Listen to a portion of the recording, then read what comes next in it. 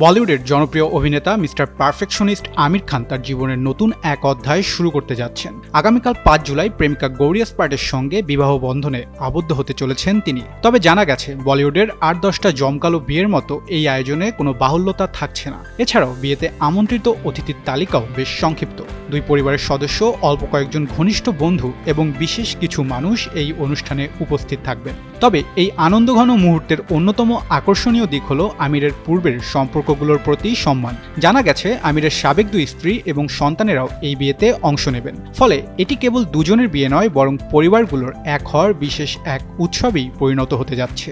সম্প্রতি এক ভিডিও বার্তার মাধ্যমে ভক্তদের সঙ্গে যোগাযোগ করে আমির তার এই সাদামাটা আয়োজনের ইচ্ছার কথা জানান। তিনি উল্লেখ করেন, যে কোনো বড় উদযাপনের চেয়ে পরিবারের সঙ্গে কাটানো আনন্দের মুহূর্তগুলোই তার কাছে বেশি গুরুত্বপূর্ণ।